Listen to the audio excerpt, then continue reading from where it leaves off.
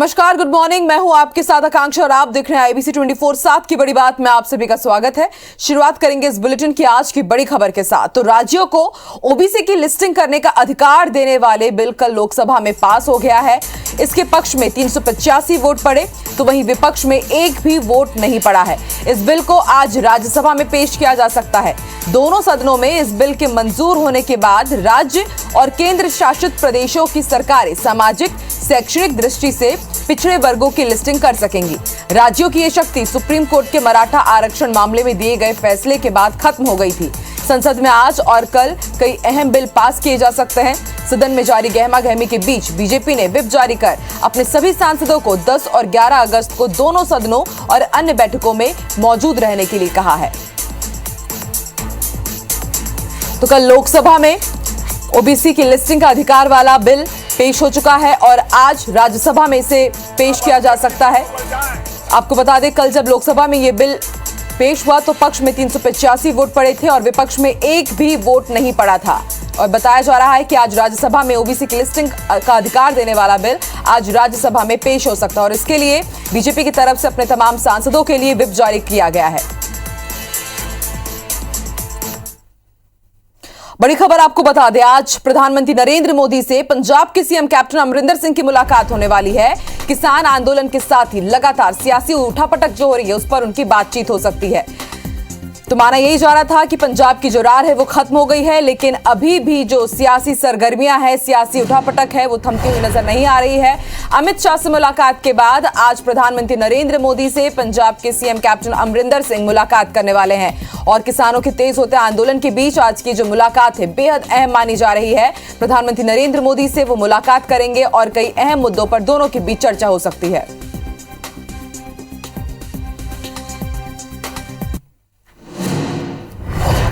बड़ी खबर आपको रायपुर से बता दें, बिजली कर्मचारियों की हड़ताल अभी भी जारी है। संविदा बिजली कर्मचारियों की हड़ताल नियमितीकरण की मांग को लेकर है और आज अपने आंदोलन के तहत ये सीएम हाउस का घेराव करने वाले हैं। तो बड़ी खबर हम आपको बता रहे हैं, कल भी संविदा बिजली कर्मचारियों ने हड़ताल की थी और आज भी ये हड़ताल जारी है। और जैसा कि इन्होंने बताया था कि इनका जो आंदोलन है वो चरणबद्ध तरीके से आगे बढ़ेगा और आज इस कड़ी में सीएम हाउस का घेराव किया जाएगा। जो तमाम संविदा बिजली कर्मचारी हैं, इनकी यही मांग है कि इन्हें नियमित किया जाए और इनका यह कहना है कि जब तक मांग पूरी नहीं होगी कि लगातार इसी तरह आंदोलन करते रहेंगे, प्रदर्शन करते रहेंगे और आज इस कड़ी में ये सीएम हाउस का घेराव करने के लिए निकलेंगे।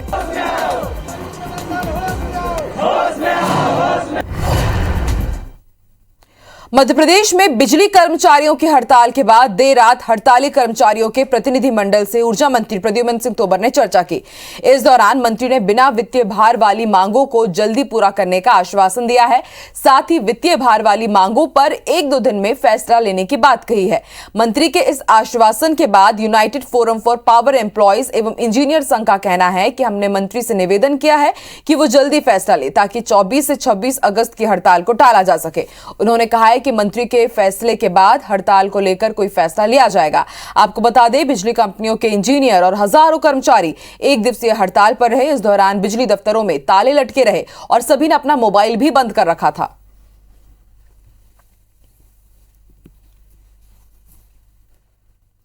बड़ी खबर आपको भोपाल से बता दें, बढ़ती महंगाई के विरोध में यूथ कांग्रेस आज भोपाल में हल्ला बोल करने वाले हैं और आज सीएम हाउस का घेराव किया जाएगा। कमलनाथ संदेश देंगे और उसके बाद आज यूथ कांग्रेस का बड़ा प्रदर्शन होने वाला है। तो लगातार पूरे देश में बढ़ती महंगाई के खिलाफ कांग्रेस ने विरोध प्रदर्शन किया है और आज इस क्रम में भोपाल में यूथ कांग्रेस का हल्ला बोल होने वाला है सरकार के खिलाफ और इस कड़ी में सीएम हाउस का आज घेराव किया जाएगा। कमलनाथ संदेश देंगे और उसके बाद इस प्रदर्शन की शुरुआत होगी।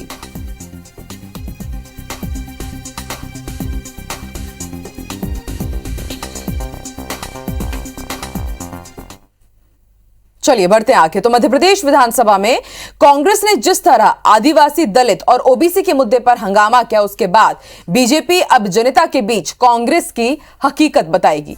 सीएम हाउस में बीजेपी विधायक दल की बैठक में इसकी रणनीति बनी है। हालांकि मंत्री नरोत्तम मिश्रा ने कहा है कि बैठक विकास पर आधारित थी। बैठक में मंत्री जगदीश देवड़ा ने विधानसभा में पास हुए आबकारी संशोधन विधेयक की जानकारी दी। इसमें जहरीली शराब के दोषियों को फांसी की सजा का प्रावधान है।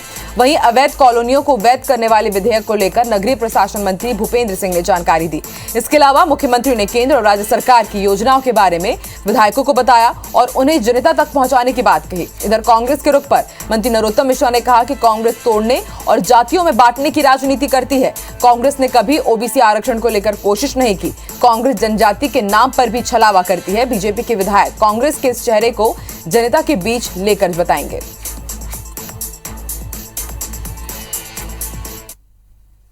जातियों में बांटने की राजनीति कांग्रेस करती है। उन्होंने कभी नहीं कोशिश की इस ओबीसी के आरक्षण के बारे में। जब उनके यहां मार्च के महीने में पास किया तो उन्होंने क्या प्रयास किया, 10 तारीख को ही लग गई थी कोर्ट में, 19 को स्टे आ गया। ओबीसी में भारतीय जनता पार्टी से बड़ा कौन करेगा, 3 मुख्यमंत्री बने हमारे अभी तक। मध्य प्रदेश विधानसभा का 4 दिवसीय मानसून सत्र हंगामे और शोर शराबे के बीच 1.5 दिन में ही सिमट गया। पहले दिन आदिवासी दिवस पर छुट्टी तो दूसरे दिन ओबीसी आरक्षण और महंगाई के मुद्दे पर कांग्रेस विधायकों ने सदन में जमकर हंगामा किया। विपक्ष के हर आरोपों का जवाब सत्ताधारी बीजेपी ने भी उसी अंदाज में दिया। हंगामे और शोर शराबे के बीच सरकार ने कई महत्वपूर्ण विधेयकों को मंजूरी दी और अनुपूरक बजट भी पास करा दिया। ये रिपोर्ट देखिए।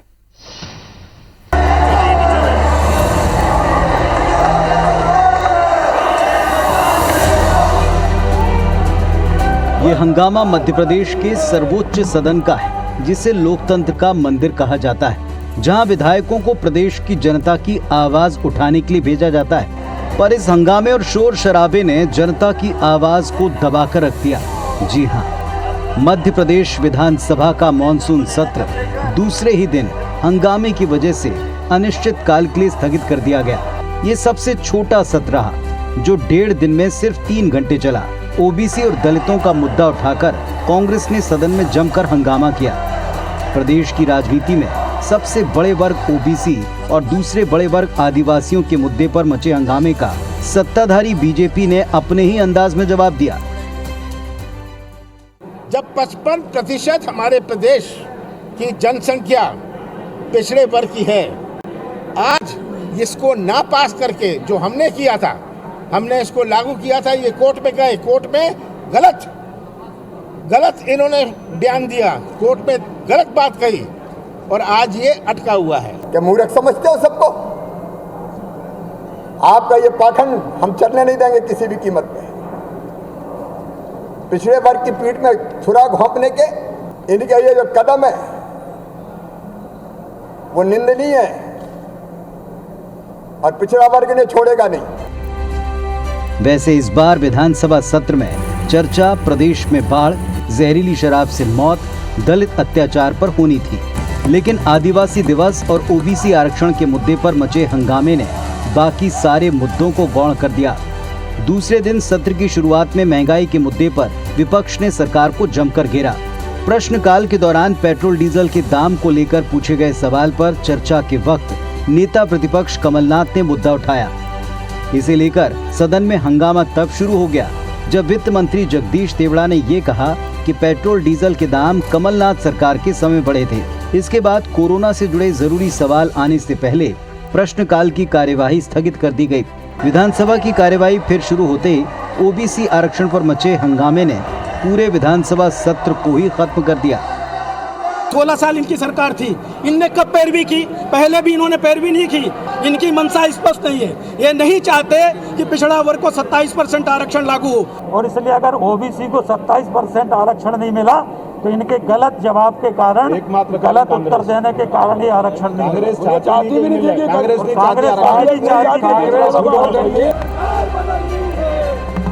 वैसे तो विधानसभा का मानसून सत्र 12 अगस्त तक प्रस्तावित था, लेकिन सत्र के 2 दिनों में जो कुछ घटा उसे देखकर ये कहना गलत नहीं होगा कि बीजेपी और कांग्रेस ने प्रदेश की 47 आदिवासी बाहुल्य विधानसभा सीट और ओबीसी के 52% आबादी को लेकर अभी से 2023 के चुनाव की नींव रख दी है। कांग्रेस जहां इन मुद्दों को सदन से बाहर सड़क पर ले जाने की तैयारी में है, तो बीजेपी सरकार कोर्ट के जरिए खुद को इस वर्ग का सबसे बड़ा हितैषी बताते हुए कांग्रेस के खिलाफ काउंटर अटैक की तैयारी में है। लेकिन सियासी दांव-पेच के बीच सबसे बड़ा सवाल ये, इस तरह के सत्र से जनता को कितना लाभ हुआ। सुधीर दंडोतिया, IBC 24, भोपाल। चलिए और अब जान लेते हैं कि आज मध्य प्रदेश और छत्तीसगढ़ में क्या कुछ खास रहने वाला है। हमारे साथ भोपाल से इस वक्त नीलम लाइव जुड़ गई हैं, तो वहीं रायपुर से हमें जानकारी देने के लिए प्रिया हमारे साथ लाइव जुड़ी है। प्रिया, सबसे पहले आपकी तरफ रुख करते हैं, आज छत्तीसगढ़ में क्या कुछ खास रहने वाला है, कौन सी ऐसी खबरें हैं जिनके जरिए हम मॉर्निंग अपडेट कर सकते हैं दर्शकों का।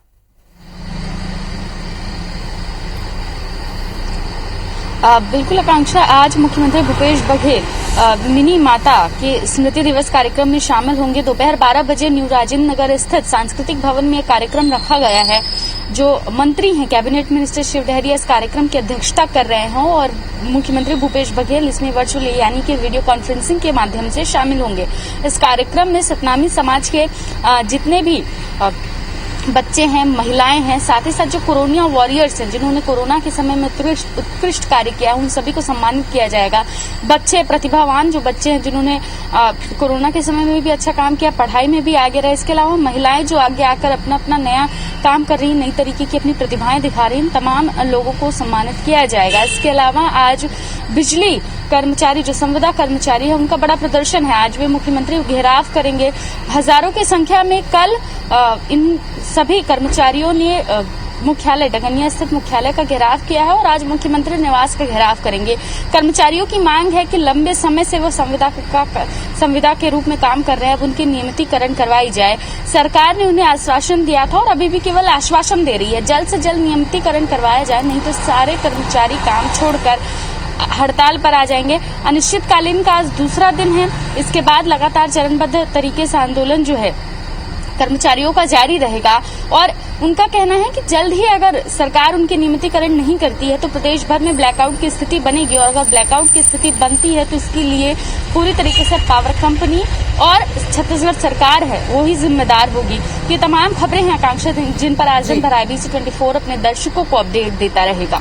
ठीक है प्रिया, आप हमारे साथ बने रहिए। हमारे साथ नीलम भी जुड़ी हुई है। नीलम, आज मध्य प्रदेश में क्या कुछ खास रहने वाला है? जी बिल्कुल, मध्य प्रदेश की आज हम बड़ी खबरों पर अगर नजर डालें तो मध्य प्रदेश युवा कांग्रेस आज CM हाउस का घेराव करने जा रही है। पहले ये घेराव जो है विधानसभा का किया जाने वाला था, पर जब विधानसभा अनिश्चितकाल के लिए स्थगित कर दी गई है तो युवा कांग्रेस ने नई रणनीति बनाते हुए CM हाउस का घेराव करने की रणनीति बनाई है। मध्य प्रदेश युवा कांग्रेस के प्रदेश अध्यक्ष विक्रांत भूरिया के नेतृत्व में सैकड़ों कार्यकर्ता प्रदेश कांग्रेस कार्यालय से CM हाउस तक पहुंचेंगे और वहां पर घेराव किया जाएगा, ऐसी रणनीति बनाई गई है।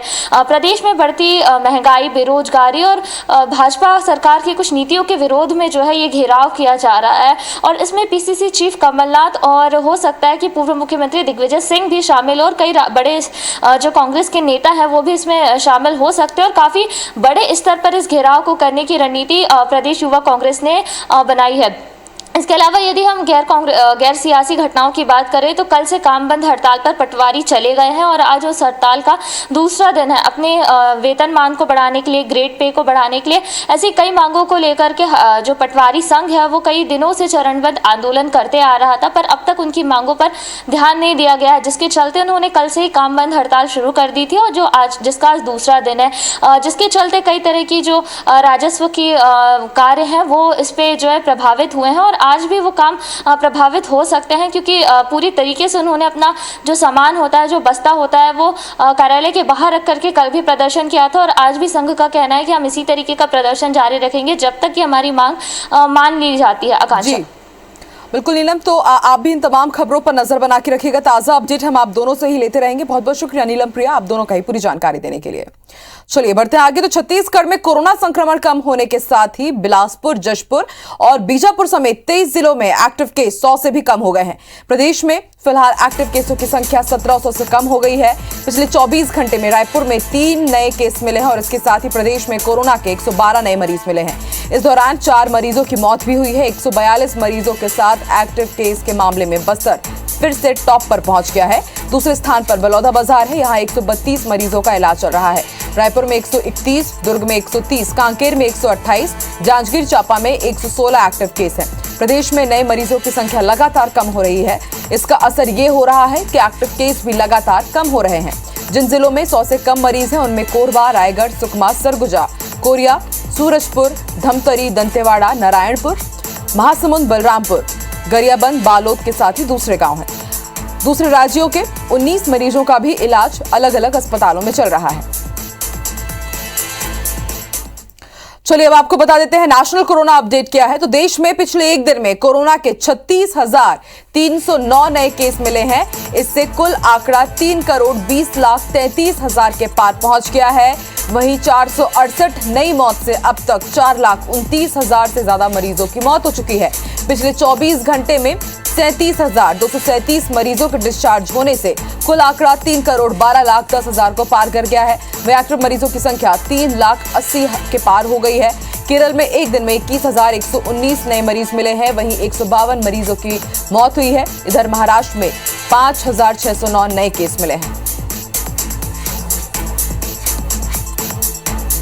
इसी बीच बड़ी खबर आपको रायपुर से बता दें, छत्तीसगढ़ को आज कोरोना वैक्सीन की अगली खेप मिलने जा रही है और माना जा रहा है कि 1,91,000 कोविशील्ड वैक्सीन की डोज मिलेगी और आज दोपहर 2:30 बजे वैक्सीन की डोज रायपुर पहुंचेगी और राजधानी के साथ अब पूरे प्रदेश में वैक्सीन लोगों के लिए उपलब्ध रहेगी। कल 1,25,000 वैक्सीन की डोज रायपुर पहुंची थी और वैसे में माना जा रहा है कि छत्तीसगढ़ में एक बार फिर से जो टीकाकरण अभियान है उसको रफ्तार मिल जाएगी, क्योंकि आज 1,91,000 कोविशील्ड वैक्सीन की डोज मिलेगी। कल भी मिली थी और आज दोपहर 2:30 बजे वैक्सीन की ये खेप रायपुर पहुंचने वाली है और फिर रायपुर से इसे अलग अलग जिलों के लिए रवाना किया जाएगा। राजधानी के साथ ही प्रदेश के हर एक जिले में अब डोज उपलब्ध रहेगी। आपको बता दें कल 1,25,000 वैक्सीन दी गई थी रायपुर को।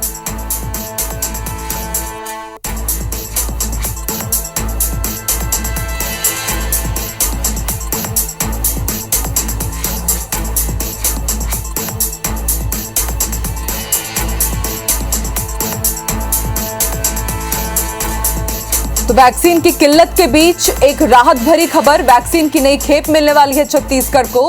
कल 1,25,000 वैक्सीन की डोज मिली थी और आज भी करीब 1.5 लाख से ज्यादा वैक्सीन की डोज, कोविशील्ड वैक्सीन की डोज छत्तीसगढ़ को मिलने वाली है और इसके साथ ही अब प्रदेश में एक बार फिर से टीकाकरण को रफ्तार मिल सकेगी। मध्य प्रदेश के सागर में पुलिस ने 46 लाख की अवैध शराब जब्त की है। संदिग्ध ट्रक को रोककर पुलिस ने पूछताछ की तो अवैध शराब तस्करी का खुलासा हुआ। बहेरिया पुलिस के मुताबिक आबकारी अधिनियम के तहत मामला दर्ज कर लिया गया है और जांच की जा रही है। पुलिस ने कुल 8,397 लीटर देशी शराब और 156 लीटर बियर जब्त की है, जिनमें DCR distillery private limited village में मैहर डिस्ट्रिक्ट सागर का लेबल लगा हुआ है। शराब के साथ पुलिस को कोई दस्तावेज नहीं मिले हैं, लिहाजा वो अब संबंधितों से पूछताछ कर रही है। दमोह जिले के पथरिया इलाके में 3 युवकों ने मिलकर एक अन्य युवक को गोली मार दी। पुलिस के मुताबिक घटना पथरिया इलाके के नदरई गांव का है, जहां अनुलोधी विक्रम और छोटू नाम के आरोपी ने 30 साल के सीताराम साहू की गोली मार दी। घायल युवक को अस्पताल में भर्ती कराया गया है, जहां उसकी हालत गंभीर बनी हुई है। इधर पुलिस ने मामले में FIR दर्ज कर जांच शुरू कर दी है।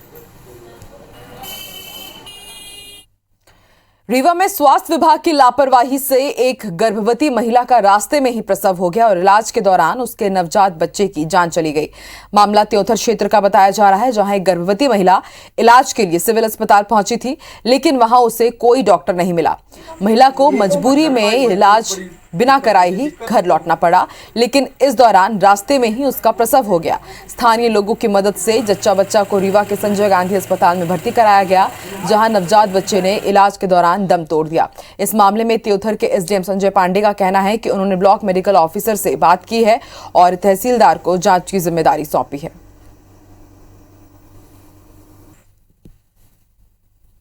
नायब तहसीलदार सतीश को मार्क किया है, जो इसकी जांच करके और मुझे फैक्ट्स के साथ बताएंगे कि एक्चुअल में वहाँ ड्यूटी डॉक्टर और स्टाफ नर्स वगैरह थे कि नहीं थे और उनको अटेंड क्यों नहीं किया तत्कालीन। से जांच होकर आ जाती है। कोई भी व्यक्ति यदि इसमें दोषी है तो फिर उस अनुसार जो इस पर कार्रवाई होगी। और अब एक खास खबर की बात कि कैसे दिन बदलते हैं और भावनाएं भी बदल जाती है। जो नक्सली संगठन में रहकर देश के संविधान के खिलाफ काम किया करते थे, हिंसा का रास्ता अपनाते थे, अब हथियार डालने के बाद मुख्य धारा में लौटे ये लोग आजादी के जश्न के दौरान तिरंगे की शान में निकली परेड में शामिल होंगे। दरअसल शासन की पुनर्वास नीति से प्रभावित होकर हाल ही में अलग अलग जिलों में कई नक्सलियों ने सरेंडर किया है। योजना के तहत ही इन्हें जिले के पुलिस ट्रेनिंग स्कूल में आरक्षक बनाने की बुनियादी ट्रेनिंग दी जा रही है। इन्हीं में से 44 आत्मसमर्पित नक्सली आने वाले 15 अगस्त को राजनांदगांव शहर में आयोजित होने वाली स्वतंत्रता दिवस की परेड में शामिल होंगे और इसके लिए ये रिहर्सल भी कर रहे हैं। पीटीएस में से एक ट्रूप आई हुई है राजनांदगांव में 15 अगस्त की परेड के लिए, जिसमें पहले जो नक्सली गतिविधियों में शामिल थे वो केंद्र और राज्य की विचारधारा और आत्मसमर्पण पुनर्वास नीति से प्रभावित होकर वर्तमान में पुलिस सेवा में पदस्थ हैं और वर्तमान में वो पीटीएस में ट्रेनिंग कर रहे हैं और अभी जो 15 अगस्त को परेड होगा उसमें वो शामिल हो रहे हैं। उज्जैन में महाकाल मंदिर परिसर में खुदाई के दौरान करीब 1000 साल पुराना शिवलिंग मिला है। महाकाल मंदिर विस्तारीकरण को लेकर मंदिर परिसर में चल रही खुदाई के दौरान मिले शिवलिंग के बारे में पुरातत्व विशेषज्ञों का कहना है कि शिवलिंग में ब्रह्मा और विष्णु का हिस्सा है, लेकिन महेश वाला हिस्सा क्षतिग्रस्त है। ये शिवलिंग परमार कालीन बताई जा रही है, जिसे मुगल शासक इल्तुतमिश द्वारा तोड़ा गया था। इस बात के प्रमाण महाकाल मंदिर परिसर में चल रही खुदाई के दौरान सामने आ रहे हैं। इससे पहले भी यहां चल रही खुदाई में हजारों साल पुरानी शिलाएं और मूर्तियां मिल चुकी हैं। पुरातत्व धरोहर निकलने के बाद से परिसर में चल रही खुदाई मध्य प्रदेश पुरातत्व विभाग की निगरानी में की जा रही है।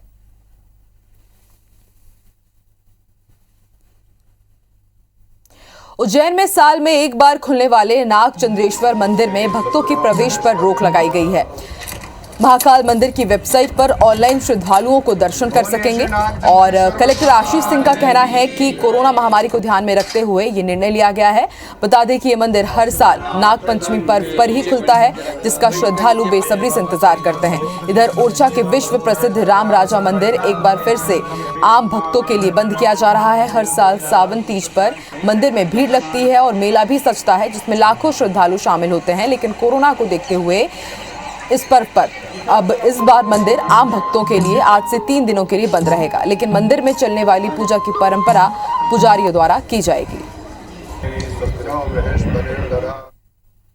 और इसी के साथ इस बुलेटिन में फिलहाल इतना ही।